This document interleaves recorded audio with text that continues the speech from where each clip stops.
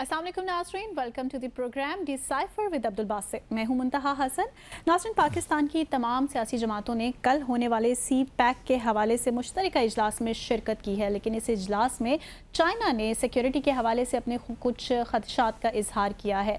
जानेंगे आज के प्रोग्राम में कि आखिर क्या वजूहात हैं, किन वजूहात की बिना पर पाकिस्तानी हुकूमत अब तक चाइना के इन सिक्योरिटी खदशात को हल करने में नाकाम रही है। इस पर बात करेंगे। प्रोग्राम में हमें स्काइप पर ज्वाइन करेंगे जमीयत उलमाए इस्लाम के रहनुमा मुफ्ती किफ़ायतुल्लाह। उनसे उनकी पार्टी की सियासी हिकमत अमली के बारे में जानेंगे और प्रोग्राम के आखिर में बात करेंगे। बांग्लादेश की वज़ीर आज़म शेख हसीना वाजिद ने भारत का दौरा किया है और साथ ही अमरीकी कांग्रेस के वफ़द ने भी भारत का दौरा किया है और वहाँ पर दलाई लामा से भी मुलाकात की है। इस पर डिस्कशन करेंगे। So starting the program, thank you so much Basit साहब, वेलकम टू द प्रोग्राम। आज वज़ीर-ए-आज़म शहबाज शरीफ साहब ने भी एपेक्स कमेटी के इजलास से जो है गुफ्तगू की है और इस गुफ्तगू में उन्होंने भी जो तवज्जो दिलाई है वो सिक्योरिटी के मामलात ही हैं और कल होने वाले इस इजलास में जो सी पैक के हवाले से था उसमें भी सिक्योरिटी की बात की गई है। सो आप ये तमाम जो सिक्योरिटी खदशात हैं इनको कैसे हल किया जा सकता है, क्या रिकमेंडेशंस हैं आपके पास? इंटरेस्टिंग सब्जेक्ट आपने उठाया है, लेकिन इससे पहले मैं चाहता हूँ कि एक और लाइट सब्जेक्ट तो नहीं है तो बड़ा सीरियस, लेकिन उस पर काफ़ी एक्स पे और दूसरे जो सोशल मीडिया प्लेटफॉर्म्स हैं बड़ा उस पर बहस हो रही है और शाहिद अफरीदी साहब को बहुत उन पर तनकीद हो गई है।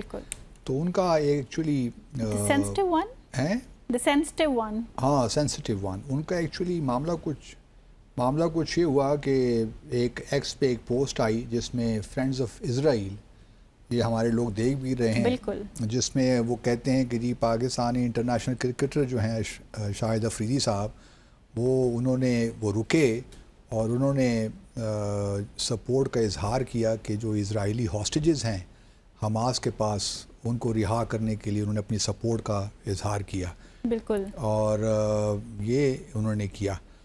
उसके बाद मैं सोशल मीडिया पे देख रहा था कि जी आ गया कि शाहिद अफरीदी साहब के जितने भी बिज़नेस वेंचर्स हैं, जितने भी उनके बिजनेसेस हैं, उनका सब बायकॉट किया जाए, चाहे वो बहुत सीरियस क्रिटिसिज्म का सामना करना पड़ा है उन्हें। तो फिर शाहिद अफरीदी, कुछ लोगों ने कहा कि जी इंतज़ार करते हैं कि शाहिद अफरीदी साहब क्या कहते हैं। बिल्कुल। क्योंकि लोगों का ख्याल ये था कि जो ट्वीट आया है जो एक्स पे फ्रेंड्स ऑफ इज़राइल ने कहा है वो शायद गलत हो, और हम जैसे लोग इंतज़ार कर रहे थे कि शायद अफरीदी साहब कोई वजाहत कर दें, बता दें कि ये बात ठीक है जो उन्होंने कही है कि नहीं कही।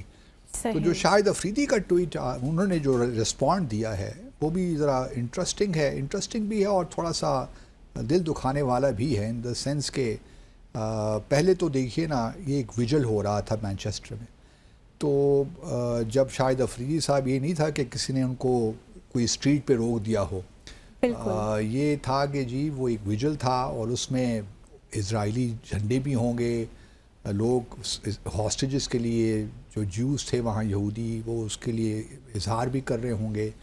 तो वहाँ वो ऑब्वियसली जब उन्होंने तस्वीरें ली, सेल्फ़ी ली, तो उनको मालूम होना चाहिए कि वो कहाँ पे खड़े हैं और क्या होने जा रहा है। और उसके बाद ये भी है कि जब उन्होंने उसका जवाब दिया, अपनी वजाहत पेश की, उसमें ही कम से कम लिख देते कि जी मैं कंडेम करता हूँ इज़राइल के एग्रेशन को, हम जो फ़लस्तीन में जो कुछ हो रहा है, जो 37,000 फ़लस्तीनी शहीद हो गए, उसका जिक्र ही नहीं उन्होंने किया और उसको नई डायमेंशन दे दी। मतलब ये एक लिहाज से उन्होंने यूँ कह दीजिए कि एक न्यूट्रल पोजीशन ले ली है। ठीक है, अगर आप समझते हैं कि न्यूट्रल पोजीशन है आपकी, आप किसी उसमें नहीं पढ़ना चाहते कंट्रोवर्सी में, तो ये भी आपका हक है। बिल्कुल। लेकिन आप लोगों को मिसगाइड करें और ये कहें कि जी अनबिलीवेबल है कि मैं एक जा रहा था, I take pictures with fans from all over the globe and this situation was no different। और उनके इज़राइल में कहाँ से फैन आ गए। लेकिन ये आपने बासित साहब पहले भी एक्सप्लेनेशन दी कि he said this situation was no different, but actually the situation was different। और पहली बात है कि इज़राइल में तो क्रिकेट लोग खेलते ही नहीं हैं, और वहाँ पे कौन से उनका मतलब फैन क्लब है, मुझे समझ से बाहर है। और शाहिद अफरीदी साहब को रिटायर हुए भी काफ़ी अरसा हो गया। और फिर आखिर में कहते हैं, ज़रा प्रोड्यूसर साहब उनका ट्वीट दिखाइए शाहिद अफरीदी साहब, जो उन्होंने फिर आखिर में वो कहते हैं कि जी support, I take pictures with fans, चलें, I pray for piece, I pray for an and to this war, I pray for freedom. بھائی کس کی فریڈم کی آپ بات کر رہے ہیں؟ ہاسٹیجز کی فریڈم کی بات کر رہے ہیں کہ فلسطین کے جو بیچارے پچھلے کئی دہائیوں سے اسرائیل کی اللیگل آکوپیشن کا شکار ہیں ان کے فریڈم کی بات کر رہے ہیں.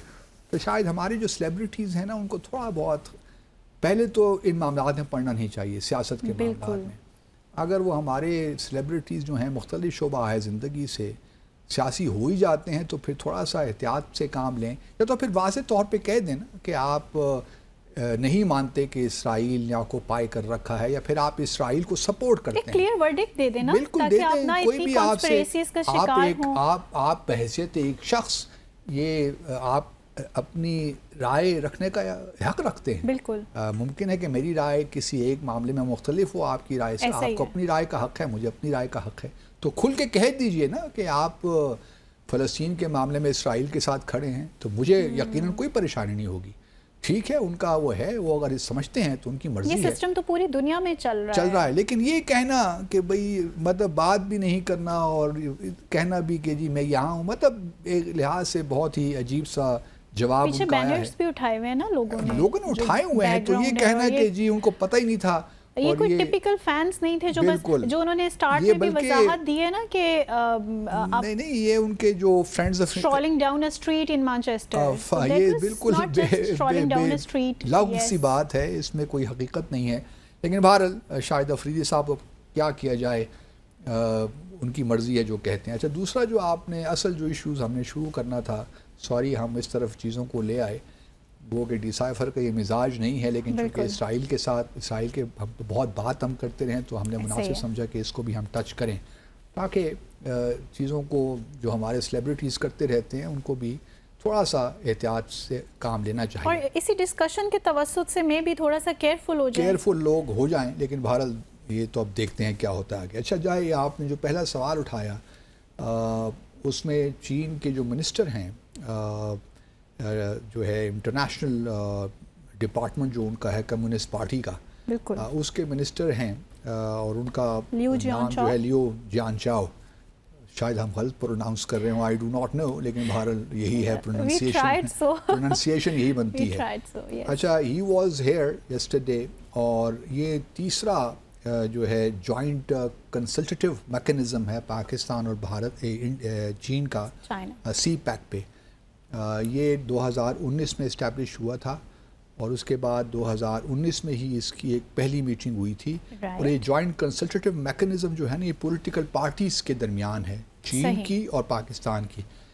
چین میں کیونکہ ون پارٹی سسٹم ہے تو وہاں صرف کمیونسٹ پارٹی اس کو ریپرزینٹ کرتی ہے, اور ہمارے ہاں چونکہ بہت سی پارٹیز ہیں تو بہت سی پارٹیز آ جاتی ہیں. ابھی پھر اضافہ بھی ہو گیا, اس پہ بھی بات آپ بعد میں کر لیں گے. تو جو پولیٹیکل کنسلٹیو میکنزم ہے اس کی پہلی میٹنگ ہوئی تھی 2019 میں اور دوسری 2020 میں, لیکن وہ دونوں میٹنگ جو تھیں چونکہ کووڈ کا زمانہ تھا تو ورچوئل میٹنگز تھیں. تو یہ پہلی بار میٹنگ ہو رہی ہے اسلام آباد میں.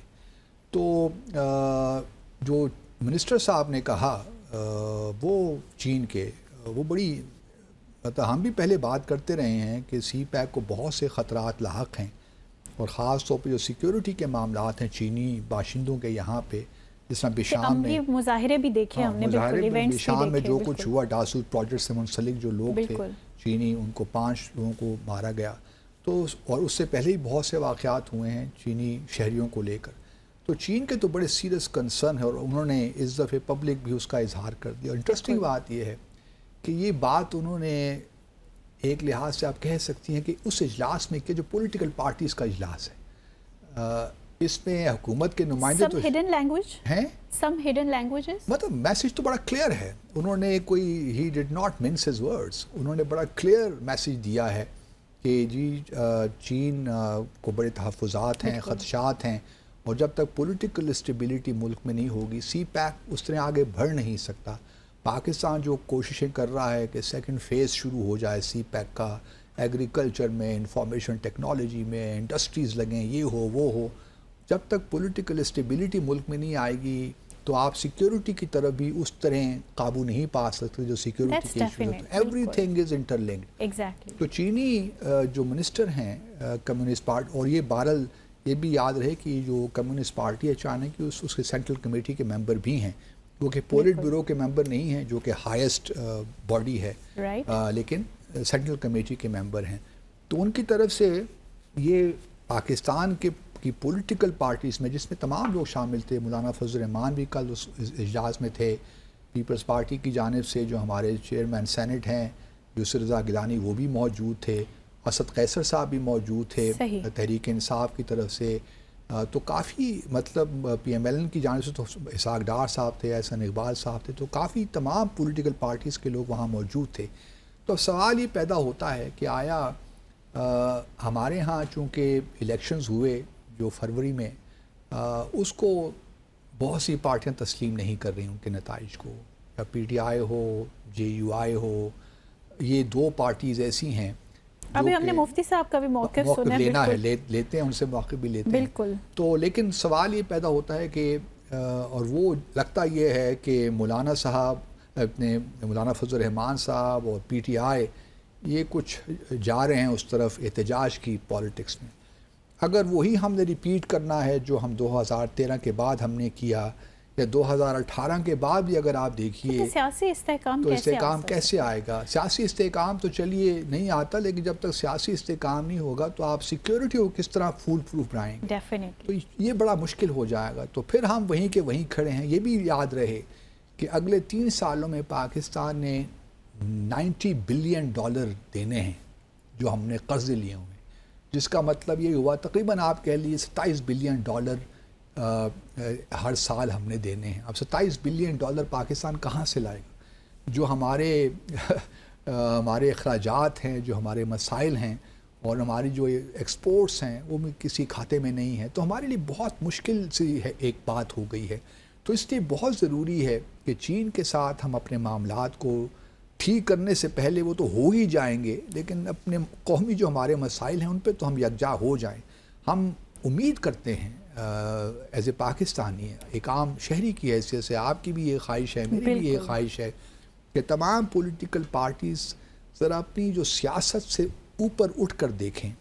لیکن باسط صاحب جیسے آپ پریڈکٹ کر رہے ہیں کہ اب پی ٹی آئی اور جمعیت علماء اسلام یہ مل کر کچھ الائنس بنا کے پھر سے ٹف ٹائم دیں گی, سو اگر یہ حالات رہے سو یہ اسٹیبلٹی تو ہمیں کہیں نظر نہیں آ رہی, بہت مشکل ہو جائے گا. اور پھر چین بڑا کلوزلی ہمیں واچ بھی کر رہا ہے کہ ہمارے رجحانات کیا ہیں, ہم کس طرف جانا چاہ رہے ہیں. دنیا تبدیل ہو رہی ہے.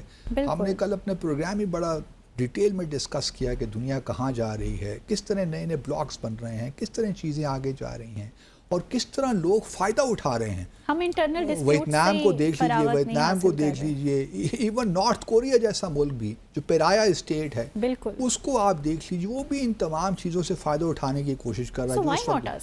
ہمارے پرابلمز ہم یہ ہیں ویکر پالیسیز نہیں, ہمارے ہاں political stability is the biggest problem. اس کی وجہ سے ہمارے ہاں کوئی لانگ ٹرم ویژن نہیں. آپ دیکھیں ایک نئی پارٹی بن گئی ہے, عوام پاکستان پارٹی. مطلب کیا یہ پولیٹیشینز کا مزاج ہی ایسا بن چکا ہے, ان کا جو براٹ اپ ہے وہی ایسا ہو چکا ہے, مائنڈ سیٹ ہی اسی طرف چلا گیا ہے. ایبسولوٹلی. شاہد خاقان عباسی صاحب وزیر اعظم بھی رہے ہیں 2017 سے آنورڈز 2018 تک. ان کو اب مطلب کیا بندہ کہے, وہ تو بہت پولیٹیکل پروسیسز کا پارٹ رہے ہیں یار, ساری عمر انجوائے, 33 سال 35 سال ہو رہی صاحب بھی, اور اب ان کو نئی پارٹی بنانے کا شوق پڑ گیا. اب ان سے کوئی پوچھے کہ پاکستان میں پہلے پولیٹیکل پارٹیز کم ہیں, انہوں نے کہا کہ نیا نظام, ان کا جو ایک نیریٹو ہے کہ بدلیں گے نظام. او بابا, پہلے نظام بدلنا تو آپ کو ہے, لیکن اس کا یہ جو پرانے نظام تھے جن کا یہ بھی باقاعدہ حصہ تھے, سو اس ٹائم بدلاؤ لانا تھا. چلیے میں یہ بھی تھوڑا سا ان کو مارجن دے دیتا ہوں. کہا کہ ان کو 1 سال ملا ایز وزیر اعظم, مفتاح اسماعیل کو وزیر خزانہ بنایا گیا, پھر ان کو ہٹا دیا گیا, اسحاق ڈار صاحب کو واپس لایا گیا. یہ بینیفٹ آف دا ڈاؤٹ دے دیتے ہیں ان کو اس بات کا کہ ان کو کام کرنے کا وقت نہیں ملا, موقع نہیں ملا. لیکن سوال یہ پیدا ہوتا ہے کہ لوگ آپ کی بات پہ یقین کیوں کریں.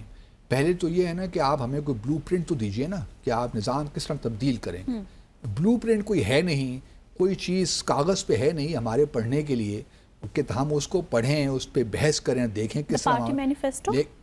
پارٹی مینیفیسٹو تو دور کی بات ہے نا, وہ تو جب الیکشنز ہوں گے تو ہم دیکھیں گے. لیکن اصل جو تبدیلیاں ہیں, جب آپ کہتے ہیں کہ ہم نظام تبدیل کریں گے, تو کس طرح تبدیل کریں گے؟ ذرا ہمیں سمجھائیں تو صحیح نا کہ کیا پلانز ہیں، کیا ویژن ہے آپ کا. یہ کہنا تو بہت آسان ہے، کل کو میں بھی اٹھ کے کہہ دوں کہ جی میں نظام بدلنے چلا ہوں، لیکن نظام اس طرح بدلتے نہیں ہیں. پاکستان کے زمینی حقائق کو سامنے رکھیے، جو ہمارے معروضی حالات ہیں ان کو سامنے رکھیے، پھر ہمیں کوئی پلان دیجئے. یہ جو آپ کی امیدیں ہیں نا، یا جو آپ کی وشفل تھنکنگ ہے، وہ پلان نہیں ہوتا. پلان وہ ہوتا ہے جو امپلیمنٹیبل بھی ہو، جو ڈویبل ہو. جو پلان صرف آپ کے دماغ میں ہو اور آپ شیخ چلی کی طرح اس کو بناتے رہیں، وہ پلان نہیں. میرے حساب سے پلان یا پالیسی نہیں ہوتی. پالیسی وہ ہوتی ہے، پلان وہ ہوتا ہے جس کو آپ امپلیمنٹ کر سکیں. تو مجھے بڑی معذرت کے ساتھ شاہد خاقان عباسی، مطلب پہلے ہی ہمارے ہاں 70-72 پتہ نہیں کتنی پارٹیاں ہیں. ایک پارٹی اور آج، اس سے پہلے آپ کو یاد ہوگا وہ ہمارے جو مصطفیٰ کمال صاحب ہیں، کمال انہیں نام ہے نا، کراچی کے جو ہیں، انہوں نے ایک پارٹی بنا دی، استحکام نہیں، وہ تو جہانگیر ترین صاحب کی تھی، انہوں نے بنائی استحکام پاکستان پارٹی. اس سے پہلے پتہ نہیں اور کون سی انہوں نے پارٹی، پاک سر زمین پارٹی، وہ انہوں نے بنا لی کراچی میں. صرف ان کو 1.5 لاکھ ووٹ ملا اس پارٹی بنانے کا. تو شاید خان عباسی بھی اپنے حلقے سے تو ممکن ہے کہ جیت جائیں. یہ بھی تو لوگوں کو کنفیوز کیا جا رہا ہے، کنفیوز نہیں، مزید انتشار پھیلایا جا رہا ہے، مزید عدم استحکام کی طرف لے کر جا رہے ہیں. جتنی زیادہ پارٹیاں ہوں گی اتنی زیادہ تقسیم ہوگی اس ملک میں. ہمیں ضرورت ہے کہ کچھ پارٹیاں رہ جائیں مین اسٹریم. ٹھیک ہے، ہر بڑے ہندوستان میں، بھارت میں بہت پارٹیاں ہیں، لیکن 2-3 پارٹیاں نیشنل لیول پہ ہیں، باقی کوئی ریجنل پارٹیز بھی ہیں، لیکن وہ مین اسٹریم پارٹیز کے ساتھ مل کر کام کرتی ہیں. ہمارے ہاں تو پارٹیوں کا ایک مطلب دکان سی لگی ہوئی ہے. سمجھ نہیں آتی کہ ہمارے سیاستدان جو ہیں وہ کس طرف ملک کو لے کر جا رہے ہیں.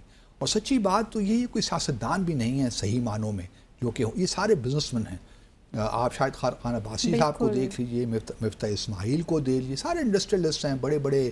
یہ ہے، میں اس پہ نہیں کر رہا، وہ ٹھیک ہے، انہوں نے بڑے جائز ان کے بزنس ہوں گے، سب کچھ ٹھیک ہے، لیکن سوال یہ پیدا ہوتا ہے کہ آپ ایک نئی پارٹی بنا کر آپ مزید لوگوں کو تقسیم نہیں کر رہے، منقسم ہو رہے ہیں نا لوگ. بالکل. یا تو یہ تھا کہ اگر آپ سمجھتے تھے کہ آپ کے پاس بڑا پلان آف ایکشن ہے، اور آپ پی ایم ایل این کے ساتھ کتنے سالوں سے ہیں، کتنی دہائیوں سے ہے، آپ پہ لازم تھا کہ آپ اسی پارٹی کے اندر رہ کر پارٹی کو چینج کریں، ان کے مائنڈ سیٹ کو تبدیل کریں. ویسے جتنے سٹربن ہمارے سیاستدان ہیں، کیا یہ پاسبل ہے کہ آپ نہیں، ہمارے سیاستدان کوئی سٹربن نہیں ہیں، ہمارے سیاستدان سارے مفاد پرست ہیں، کوئی سٹربننس نہیں ہے. یا تو یہ ہو نا کہ نظریاتی طور پہ بڑے کوئی کنوکشنز ہوں ان کی، میں کہوں کہ واہ واہ جی کیا بات ہے. جب آپ پوزیشن میں ہوتے ہیں تو ان کے نیریٹیوز کچھ اور ہوتے ہیں، حکومت میں آتے ہیں تو ایسا والٹے فاس ہوتا ہے کہ ایک دوسرا ہی بیانیہ شروع ہو جاتا ہے. بالکل جب وہ اپوزیشن میں ہوتے ہیں تو کوئی اور بات کرتے ہیں، حکومت میں آتے ہیں تو ان کا بیانیہ بالکل بدل جاتا ہے. تو یہ ہمارے ہاں جو کانٹرڈکشن ہے سیاستدانوں میں، ان سے اللہ بچائے. اور ابھی بھی دیکھیے بلاول صاحب کچھ کہتے ہیں، ایک دن کہتے ہیں کہ جی ہم بجٹ تسلیم نہیں کریں گے، اور اگلے دن شہباز شریف صاحب سے ملاقات ہوتی ہے، کہتے ہیں جی آپ دیکھیے گا بجٹ پاس ہونے کے بعد لگتا یہی ہے کہ یہ بھی شاید حکومت میں شامل ہو جائیں. باسط صاحب ون لاسٹ کوسچن، آپ کی ابھی تک پریڈکشنز جو ہیں ہوتی تو بڑی ٹف ہیں لیکن صحیح ثابت ہوتی ہیں. آپ ایکسپیکٹ کر رہے ہیں کہ ان کے پولیٹیکل پارٹی کو کوئی اور سیاستدان بھی جوائن کرنے جا رہے ہیں؟ ان میں کافی لوگ ہیں جنہوں نے جوائن کیا ہے، لیکن کوئی بڑے نام نہیں ہیں. مثال کے طور پر جو مصطفیٰ نواز کھوکر صاحب ہیں، انہوں نے معاذرت کر لی کہ میں اس پارٹی کو، اور انہوں نے صحیح فیصلہ کیا.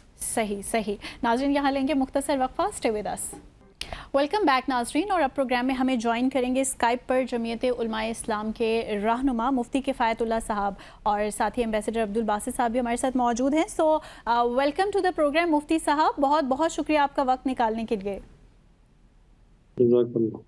مفتی صاحب، سب سے پہلے تو آپ سے یہ جاننا چاہیں گے کہ آخر کار یہ کیا ہونے جا رہا ہے؟ آپ کی جو پولیٹیکل پارٹی ہے، اس کی حکمت عملی، پولیٹیکل اسٹیبلٹی، اسٹینڈنگ ایگزیکٹلی ہے کہاں پہ؟ بسم اللہ الرحمن الرحیم. آپ سوال میں اس طرح تعجب ظاہر کر رہی ہیں جیسے کہ آپ کسی اور جمہوریت میں بیٹھی ہیں. ہمارے ہاں جو الیکشن میں ہوتا ہے ایک ڈرامہ، تو وہ تو آپ کے سامنے ہے. اب وہ جو لوگ ڈرامہ کرتے ہیں اس کے 5-6 مہینے کے بعد پھر اب یہ چھوڑ اس کو اس پر مٹی ڈال دیں، اب معیشت اور آگے بڑھیں. یہ بہت غلط طریقہ ہے. ہم نے 2018 جب بھی بات کی تھی کہ اداروں کو الیکشن میں مداخلت نہیں کرنی چاہیے. صحیح. آج بھی ہم کر رہے ہیں یہ بات. تو اب الیکشن تو ہوئے نہیں. جب الیکشن نہیں ہوئے تو لوگوں کو حق نہیں ملا. تو ہم تو وہی بات کرتے ہیں آئین ادارے کے دائرے کی بات کرتے ہیں, آئین کی بات کرتے ہیں کہ صاف ہو, شفاف ہو, غیر متنازع ہو, لوگ اس میں مداخلت نہ کریں, لوگوں کو موقع دیں جس کو وہ منتخب کرنا چاہے. اب لوگ کسی کو منتخب کرتے ہیں مثال کے زیڈ کو, اور ہم اس کو لے آتے ہیں وائی والے کو, تو ان کو ٹھیک نہیں ہے نا. تو ہم اس بنیادی بیماری کی طرف قوم کو متوجہ کر رہے ہیں. ہم کمپرومائز لوگ نہیں ہیں, ہم مذاکرات نہیں کریں گے, ہم انقلاب کی طرف بڑھیں گے. مفتی صاحب یہ بتائیے کہ آپ ٹھیک ہے الیکشنز کو, آپ جو نتائج ہیں الیکشنز کو آپ ان کو نہیں مانتے, لیکن آپ کے اراکین بہرحال نیشنل اسمبلی میں موجود ہیں. تو اب آپ کی کیا, کیونکہ آپ پی ٹی آئی کے ساتھ بھی گفت و شنید کر رہے ہیں, ساتھ ساتھ آپ پرائم منسٹر سے ہی ملاقات ہوئی مولانا صاحب کی, تو اب کیا ہے, مطلب کیا ڈسکشن ہو رہی ہے؟ کچھ ہمیں بتائیں گے کہ اندرون خانہ کیا بات چیت چل رہی ہے؟ نئے انتخابات کی طرف ہم جا رہے ہیں یا اسی سسٹم کو لے کر آگے چلنا ہے؟ اب سمجھے نا, وزیر اعظم اگر ہمارے ہاں آتا ہے تو منع تو نہیں کرتے کسی کو. ہم خوش اخلاق لوگ ہیں, بد اخلاق لوگ تو ہیں نہیں, مہذب لوگ ہیں. کیا وزیر داخلہ آتا ہے, ان لوگوں کو ایک خوف ہے کہ اگر جمعیت علماء اسلام اور پی ٹی آئی کا اگر آپس میں اتحاد ہو گیا تو ہمارے لیے حکومت کرنا مشکل ہو جائے گا. تو یہ اب اس کو روک رہے ہیں, اس اتحاد کو. اس اتحاد کو روکنے کے لیے کوئی بات نہیں ہے. سو مفتی صاحب کیا یہ اتحاد بننے جا رہا ہے؟ ہاں, اندر تو کوئی ذاتی لڑائی تو نہیں ہوتی. کل ہمارا اور پی ٹی آئی کا موقف الگ الگ تھا تو ہم دور تھے. اب ان کا بھی موقف یہ آج ایک ہو گیا. انتخابات دہشت ہیں, وہ بھی کہہ رہے ہیں, ہم بھی کہہ رہے ہیں, تو کیوں نہ ہم ایک ساتھ چلیں. صحیح, ایک ساتھ چلنے میں کوئی بات نہیں ہے. آپ نے ہمیں یہ تو بڑا کائنڈلی بتا دیا کہ اتحاد کی جانب کچھ پیش رفت ہو رہی ہے. یہ بتائیے کوئی ایسا پاسبلٹی ہے جہاں پہ مولانا صاحب کی ملاقات ہو عمران خان صاحب کے ساتھ جیل میں, کچھ ایسی صورتحال پیدا ہو سکتی ہے؟ جیل میں ملاقات تو مناسب نہیں ہوگی, لیکن اگر پی ٹی آئی کے کوئی آدمی ہمارے اسٹیج پہ آتا ہے اور ہم ان کے اسٹیج پہ آتے ہیں تو یہ شخصی ملاقاتیں تو نہیں ہوتی, پارٹی ٹو پارٹی ہوتی ہے. یہ عین ممکن ہے کہ ہم اور پی ٹی آئی دونوں ایک اسٹیج پہ کھڑے ہوں.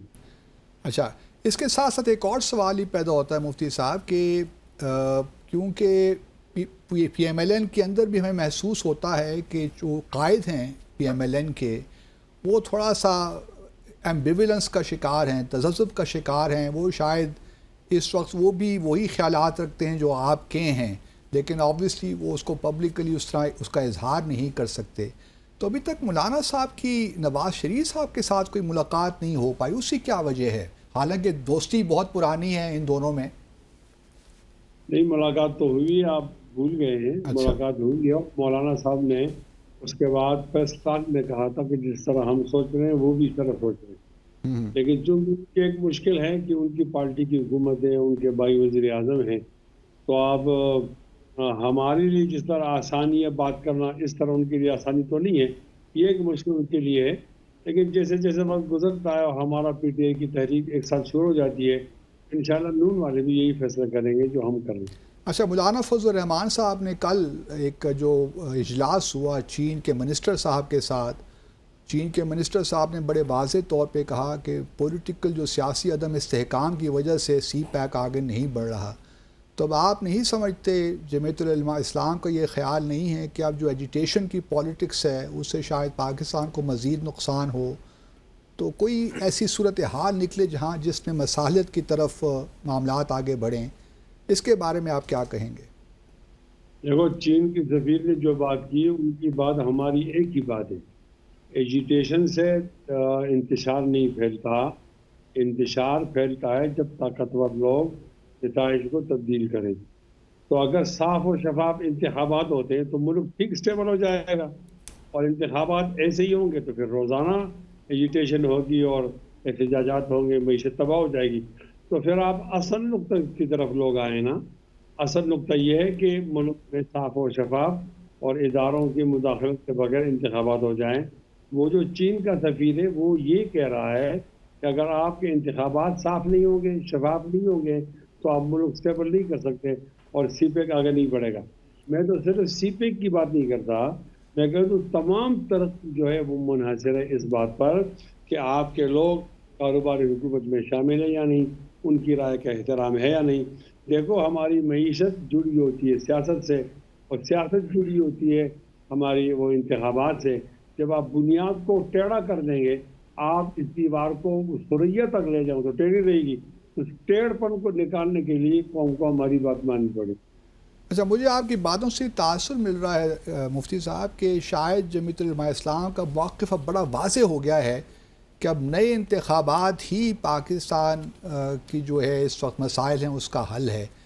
کیا ایسا تو نہیں ہے کہ کچھ سیٹوں پہ کچھ ٹریبونلز بن جائیں اور آپ کے حق میں فیصلہ آ جائے, یا کچھ حلقوں میں نئے انتخابات ہو جائیں بجائے اس کے کہ پورے قومی انتخابات اور دوبارہ سے پروونشل الیکشنز ہوں؟ تو کیا یہ صورتحال بیچ کا راستہ نکل سکتا ہے آپ کے خیال میں کہ نہیں؟ بھائی 180 سیٹوں پر داخل ہوئی ہے, 180 پر 180 سیٹیں پی ٹی آئی جیتی ہے. وہ انہوں نے تبدیل کر کے مسلم لیگ نون کو دی, کہیں انہوں نے ایم کیو ایم کو دی, کہیں انہوں نے پیپلز پارٹی کو دی. تو یہ ٹریبونل کی طاقت کی بات نہیں ہے. ہم صرف صاف و شفاف انتخابات کا مطالبہ نہیں کر رہے, بلکہ ہم ساتھ کہہ رہے ہیں کہ جو لوگ اس میں مداخلت کر دیں وہ مداخلت بھی نہ کریں. اگر پھر انتخابات ہو جائیں, پھر ایک دفعہ اور وہ اس طرح دھاندلی کر دیں, تو اس کا پھر کیا فائدہ ہوگا؟ یعنی ہم کہتے ہیں کہ ایسے انتخابات ہوں کہ وہ غیر متنازع ہوں اور کوئی کسی کے نظریے تبدیل کرنے کی جرات نہ کرے, نہ آر ٹی ایس بیٹھے اور نہ رات کے 12 بجے کے بعد جو ہمارا الیکشن کمشنر ہو وہ اغوا ہو. لیکن مفتی صاحب, پاکستان کی تاریخ تو ان واقعات سے بھری پڑی ہے. کس طرح آپ کوئی میکنزم آپ لوگوں کے ذہن میں ہے کہ جو اس بات کو یقینی بنا سکے کہ جو بھی انتخابات ہوں وہ نتائج جو ہیں کنٹروورشل نہ ہوں؟ کوئی ایسا میکنزم ہے؟ کیا کیا جائے؟ یہ تو بہت آسان ہے صاحب. ہمارے جو اسٹیبلشمنٹ ہے یا سیاسی جرنیل ہیں وہ مداخلت نہ کریں تو باقی لوگ جس کو لانا چاہے پاکستانی ہوں گے, انڈین تو نہیں لاتے. یہ تو آسان میکینزم ہے. اب جو طاقتور لوگ ہیں ان کو لوگ کہہ نہیں سکتے, تو سوالات کے بوچھاڑ ہم پہ ہو جاتی ہے. بھائی ان سے کہو آپ مداخلت نہیں کرو, آپ نے تو حلف اٹھائے, وہ اپنا کام کریں. ہر ایک آدمی اپنا کام کرے جو آئین نے بتایا ہے, تو انتخابات ٹھیک ہوں گے. اگر انتخابات غلط ہوں گے اور کوئی آدمی یہ سمجھے کہ ہم ان کو قبول کریں تو یہ خیال استو محال استو جنو. اچھا مفتی صاحب, سوات میں واقعہ ہوا ہے, ایک عیسائی نوجوان کو آج قتل کر دیا گیا بلاسفیمی کے معاملے میں. تو آپ کا کیا ری ایکشن ہے اس کے بارے میں؟ کوئی دیکھو ملک میں لاقانونیت تو موجود ہے نا, اور خاص کر مذہبی حوالے سے ہمارے عدلیہ کے پاس 2 قسم کے ترازو ہوتے ہیں. وہ اس قسم کے واقعات پر انصاف فراہم نہیں کرتے. جب وہ انصاف نہیں فراہم کرتے تو لوگ پھر قانون ہاتھ میں لے لیتے ہیں. ہمیں یاد پڑتا ہے کہ قادیانیت کے حوالے سے ہمارے 500 کیسز جو ہیں وہ التوا میں پڑے ہیں, اب وہ فیصلے نہیں کر رہے. اس طرح یہ واقعات بھی آ جاتے ہیں. تو جب لوگ عدالت سے, قانون سے اور عدلیت سے مایوس ہو جائیں, ان کا یہ رد عمل ہوتا ہے. اب لوگ کہتے ہیں کہ رد عمل کو اس طرح نہیں آنا چاہیے. بھئی ایک عمل ہوتا ہے قواعد و ضوابط کے مطابق. رد عمل تو پھر جیسا آتا ہے آ جاتا ہے نا. اس لیے بنیادی طور پر ہمیں عدلیہ کو اتنا زیادہ مؤثر بنانا چاہیے کہ لوگ اس پہ اعتماد کریں اور لوگ خود قانون ہاتھ میں نہ لیں. ٹھیک, بہت شکریہ. مفتی کفایت اللہ صاحب ہمارے ساتھ موجود تھے اور آپ نے اپنی پارٹی کا بڑے واضح موقف دیا. شہباز شریف صاحب کے لیے مشکلات بڑھنے جا رہی ہیں. واللہ عالم بالصواب. اگلے سیگمنٹ میں ڈسکس کرتے ہیں, ہمارا وقت ختم ہو گیا لگتا ہے. صحیح. ناظرین یہاں لیں گے مختصر وقفہ, stay with us. Welcome back ناظرین. باسط صاحب, انٹرنل پولیٹیکل ڈائنامکس کو تو ہم نے بہت ڈیٹیل ڈسکس کیا. فائد صاحب نے, مفتی صاحب نے اچھی باتیں کی ہیں, بہت زبردست. اور مجھے بڑا شاکنگ تھا میرے لیے کہ آپ نے جو فرسٹ سیگمنٹ میں پریڈکشنز کی, so he was on the same page, on that track. ہاں کہ جی یہی ہونے جا رہا ہے. کچھ پہلے سے علم تھا. شاید دیکھیے Maybe the شاید predictions ہم نے ان سے پہلے بات کر لی تھی ٹیلی فون پہ سو کچھ انٹرنیشنل ڈائنامکس کی جانب آئیں گے. اور ابھی بنگلہ دیش کی وزیر اعظم شیخ حسینہ واجد نے رخ کیا ہے بھارت کا. ہم نے اپنے ایک پریویس پروگرام میں بھی آپ نے ہی یہ بولا تھا کہ شاید بھارت ہی جائیں پہلے چین سے پہلے. ہی جائیں. تو اچھا بڑا انٹرسٹنگ ہے شیخ حسینہ کل جمعرات اور جمعے کے دن شاید بھارت میں تھیں. اور ہمارا خیال یہی تھا کہ جہاں چین ان کو کوشش کر رہا ہے کہ بنگلہ دیش کے ساتھ تعلقات ٹھیک ہوں, خاص طور پہ ٹیسٹا ریور کا جو ہے اس کو ڈیولپ کرنے کے لیے چین نے انویسٹمنٹ بھی کی ہے, $1 بلین کا ان کو کہا بھی ہے. لیکن بہرحال شیخ حسینہ کا ایک رجحان بھارت کی جانب ہے, اور وہ رجحان فطری ہے میرے خیال میں, کیونکہ کہ وجہ پاکستان ایسٹ پاکستان نہیں, جب ایسٹ پاکستان الگ ہوا نا ہم سے تو اس وقت یہ بھارت میں تھیں. تو ایک لحاظ سے یہ بھارت مطلب شی فیلز کے بھارت نے کافی ان کی ہیلپ کی ہے بنگلہ دیش بنانے میں, تو بھارت کے ساتھ تو رہنا چاہیے نا جی. لیکن اس کا ہرگز مطلب یہ نہیں ہے کہ وہ چین کے ساتھ تعلقات نہیں بڑھائیں گی, وہ استعمال کریں گی دونوں کو بیلنسنگ ایکٹ کے طور پہ, ان کے ساتھ بھی رہیں گی. لیکن بہرحال بھارت کے ساتھ تو چونکہ ان کا ایک لحاظ سے وہ نیبر بھی ہیں اور بارڈرز بھی لگتے ہیں, تو کوئی وجہ نہیں ہے کہ وہ بھارت کو اننیسیسریلی بالکل ہی پٹ آف کر دیں. اب یہ جو شیخ حسینہ کا وزٹ ہوا, یہ بھی یاد رہے کہ شیخ حسینہ ابھی کچھ عرصہ پہلے 9 جون کو بھارت ہی میں تھیں, اور انہوں نے مودی صاحب کی جو اوور ٹیکنگ سیریمنی تھی اس میں بھی شرکت کی. لیکن اب پھر وہ آئی ہیں 2 دن کے دورے پہ, اسٹیٹ وزٹ ہوا ہے, اور میں سمجھتا ہوں کہ بھارت کو اس بات پہ اطمینان ہوگا کہ چلیے جی پہلا جو وزٹ, کیونکہ بنگلہ دیش میں بھی انتخابات ہوئے ابھی پچھلے مہینے, تو پہلا وزٹ جو شیخ حسینہ نے کیا وہ غیر ملکی دورہ جو ہوا وہ بھارت ہوا. تو اس کی بڑی امپورٹنس ہوتی ہے کہ جو بھی شخص منتخب ہوتا ہے, حکومت بناتا ہے, تو پہلا دورہ کس ملک میں کرتا ہے. ہاں, وہ ریفلیکٹ کرتا ہے کہ آپ اپنے ملک کو کہاں لے جانا چاہتے ہیں یا کہاں کھڑے ہیں آپ. تو دا فیکٹ کہ شیخ حسینہ نے اپنا پہلا دورہ بھارت کیا ہے رادر دین چین, تو یہ سجیسٹ کرتا ہے کہ بھارت جو ہے بھارت کے ساتھ تعلقات کو بڑی اہمیت دیتی ہیں. لیکن میں ساتھ فوری طور پہ آئی مسٹ ہیسن ٹو ایڈ کہ اگلے مہینے وہ چین بھی جا رہی ہیں. تو جولائی کے مہینے وہ چین میں بھی ہوں گی. اور تو یہ ایک انٹرسٹنگ ہے کہ یہ بات درست ہے کہ وہ بھارت جا رہے ہیں, لیکن ان کو اس بات کا بھی ادراک ہے, احساس ہے کہ چین بھی بڑے غور سے اس وزٹ کو فالو کر رہا ہوگا. تو انہوں نے چین بھی جانے کا ارادہ کر لیا ہے, اور اگلے مہینے وہ چین بھی جائیں گی. اسی کے ساتھ آپ نے شاید ذکر کیا کہ ایک امریکی کانگریس کا وفد بھی بھارت گیا ہے. اچھا, وہ بھی بڑا انٹرسٹنگ ایک لحاظ سے, اس میں یہ 7 رکنی وفد ہے, اور it is headed by Michael McCaul, جو کہ جو ہے اپنا انٹرنیشنل افیئرس کمیٹی جو ہے, فارن ریلیشنز کمیٹی جو ہاؤس آف ریپرزینٹیٹیوز کی, اس کی چیئرمین ہے. لیکن جو اہم بات ہے کہ اس میں جو سابق اسپیکر تھیں ہاؤس آف ریپرزینٹیٹیو کی, نینسی پیلوسی, وہ بھی اس وفد میں شامل ہیں. نینسی پیلوسی جو ہیں بڑی انٹرسٹنگ خاتون ہیں. یہ انہوں نے پچھلے سال ریٹائر ہونے سے پہلے تائیوان کا بھی دورہ کیا تھا, جس کے بعد چین نے بڑا سخت ریئیکٹ کیا.